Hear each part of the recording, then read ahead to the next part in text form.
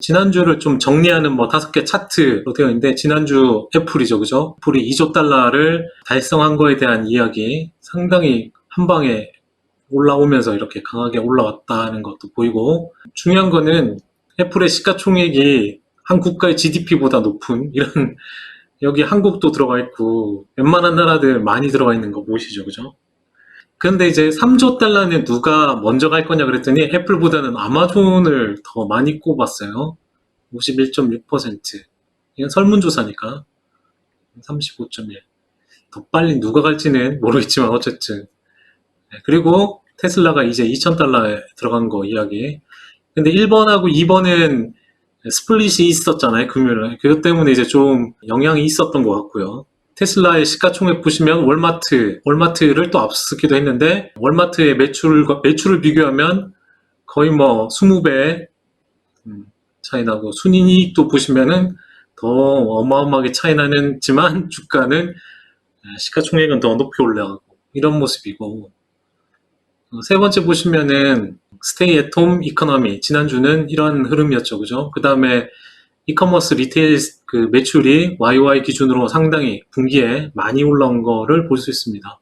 특히 미국이 이커머스 쪽 비중이 팬데믹으로 인해서 몇 달 만에 급격하게 올라온 거를 확인했기 때문에 계속적으로 이쪽으로 이렇게 갈 것 같고, 그다음 주택 건설 붐이 많이 빠졌다가 바로 그냥 회복하는 그런 모습이죠. 이런 주가의 흐름도 저번에도 이야기했던 것 같고, 그죠? 마지막에는 프리머니, 공짜 돈. 미국의 소매 판매가 또 이렇게 올라온 거는 개인 가게든 이런 쪽에서 돈을 이제 주니까 이걸 소비를 한 거죠. 또 주면은 또 소비를 할 걸로 이제 보는 거고, 그죠? 그러면 애플이 2조 달러를 과연 이제 간 게 뭐 설명하기가 되게 어렵잖아요, 그죠? 애플 주가에 대해서 객관적인 어떤 시각으로 설명하기에는 좀 어려운 부분이 있죠. 테슬라도 마찬가지고, 뭐 엔비디아도 그럴 수 있고요. 그런 부분은 왜 그렇게까지 됐을까? 미국 주가, 특히 이제 테크 컴퍼니, 미국 하면 이제 거의 거대 기술주인데 계속적으로 이제 올라갈 수 있다고 보는 거예요. Next 2 decade, 향후 이제 20년간 계속 이렇게 성장할 수 있는 그런 걸로 보는데, 거기에 대한 해치의 개념으로 이제 기술주를 사고 그 해치로 뭘 사냐면 파인 와인, 고급 와인이나 뭐 우표나 아니면은 뭐 예술품 투자, 이런 쪽으로 이제 해지를 좀 하라는 거죠. 완전히 상관없는 쪽으로 좀 하라는 것도 보시면 좋을 것 같고요. 여기 있는 문구가 좀 마음에 들어서, 애플 주가를 설명하는 데 있어서 이성적으로 설명할 수 있는 방법은 이거밖에 없는 단어가 exponential value captured in a company's growth라고 해서, 한국말로 이제 뭐 기하급수 성장 기업, 뭐 이렇게 봐야겠죠. 기하급수로 이제 성장할 수 있는 기업으로 이제 여기서 설명하고 있는 거예요. 이게 애플을 설명할 수 있는 좀 단어 같고, 그 다음 또 수급적으로도 이제 좀 몰리죠. 테크 쪽에 1990년 이래로 테크 섹터 자체가 여기 보시다시피 변동성 있고 이제 위험 있는 그런 쪽에서 어떻게 바뀌었다고요? 세이프, 안전자산 쪽으로 이렇게 안전한, 장기적으로 이런 흐름으로 바뀌었다는 겁니다. 어떤 시대의 변화의 흐름이고, 마지막에 보시다시피 펀더멘탈 리스크 리워드니까 금융에 있어서, 그죠? 리스크 보상에 이쪽과 관계해서 이게 깨졌다는 겁니다. 그래서 현재는 전통적인 주식 대비해서 리스크가 상당히 테크가 낮다는 거죠. 그런 쪽으로 이제 테크 주식들이 바뀌었기 때문에 이쪽으로 돈이 더 몰리게 되고 수급적으로 더 움직이게 되고, 그리고 어떻게 보면 이제 애플 같은 경우는 하드웨어와 소프트웨어와 그리고 하나 서비스까지 이 세 개가 어우러지면서 이제 안정적으로 매출의 변동성이 주는 것 자체도 주가 상승에 이제 어떤 프리미엄을 더 줄 수 있는 이유기도 하기 때문에 뭐 이렇게 해석을 해야 될 것 같아요. 이게 함수로 봐서는 답이 안 나오니까 그렇게 보시면 좋을 것 같고요. 엔비디아 같은 경우 제가 엔비디아 실적 발표하고 나서 어떤 코멘트를 안 했잖아요, 그죠? 엔비디아에 대해서 이 엔비디아를 파이낸셜 타임즈에서 보면 칩 메이크, 그러니까 뭐 반도체 이제 거의 새로운 왕자로 여기고 있는 것 같아요. 팹리스도 그렇고 전체에서 아마 이제 1위로 올라설 가능성이 높은 그런 기업으로 보고 있고, 이 기사에서 이제 중요한 부분은 그러니까 미스터 황이죠. 젠슨 황에 따르면은 이 데이터 센터가 새로운 컴퓨터 유닛으로 이야기하고 있어요. 그리고 여기 중앙에 이 소프트웨어라고 되어 있는 부분 있죠. 요게 중요한데 나중에 이제 설명을 드릴게요. 이 소프트웨어라는 걸 잘 보시고, 그 다음 머신과 BTN AM이니까 머신과 그 거대 그 인터넷 서비스 기업 간의 데이터 셔틀, 데이터를 이렇게 이동시키는 거에 있어서 그게 제일 잘 되려면은 중간에 네트워킹과 소프트웨어가 잘 되어야 되는 거거든요. 그러니까 그런 부분을 이야기하고 있는데, 제가 그 컨퍼런스 콜 할 때 이제 이야기를 가지고 좀 이야기를 해볼게요. 그 다음 그 엔비디아에서 제일 모자라는 부분이 여기 CPU죠, 그죠? CPU 기반이 제일 결여되어 있는 건데, 그래서 지금 뭐 암과 이렇게 하고 있는데 어떻게 될지는 모르겠지만 그거는 정해진 게 아니기 때문에 여기서 언급하기는 그렇고, 어쨌든 자기들의 제일 부족한 부분을 이제 메꾸려고 인수를 시도하는 거죠, 그죠? 그러니까 그렇게 보면 좋을 것 같고요.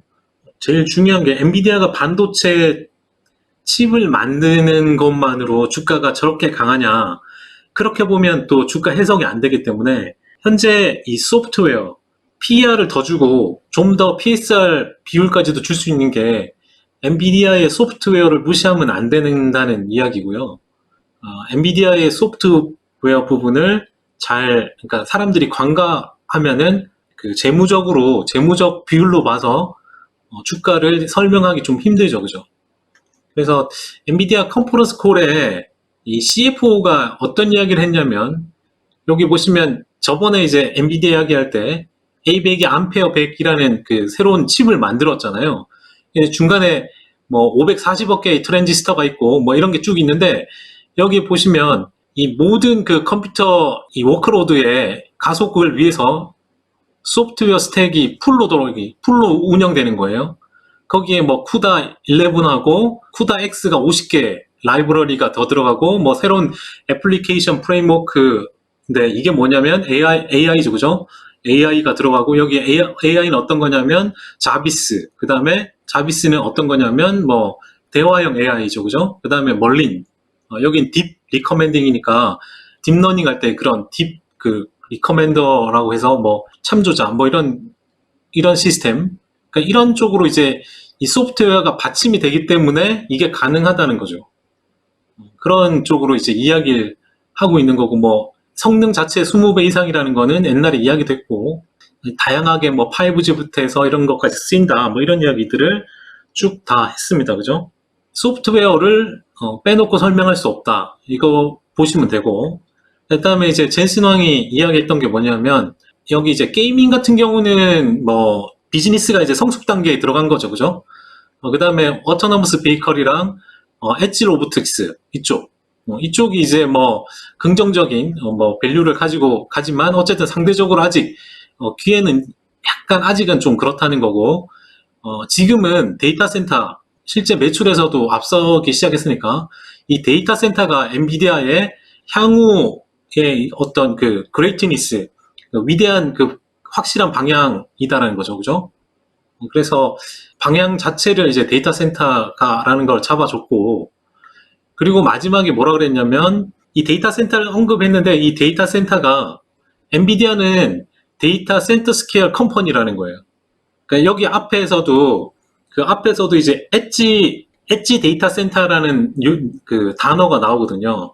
근데 이제 어쨌든 데이터 센터를 뭐 이렇게 설계하고 만들어내고 운영하는, 보다 이제 그 뛰어난 데이터 센터를 만들 수 있다는 거예요. 그러니까 그런 기업으로 이제 간다는 거죠. 이렇게 그것만 하는 게 아니고 데이터 센터 자체도 다 할 수 있는 기업으로 간다, 뭐 이런 의미 같고, 초기에 이제 엣지 데이터 센터니까 그 하이퍼스케일보다는 이쪽부터 하겠죠, 그죠? 엣지 데이터 센터 이쪽부터 이제 해나가려고 하는 그런 게 좀 있는 것 같고, 그리고 여기에서 보시다시피 요런 단어가 나와요.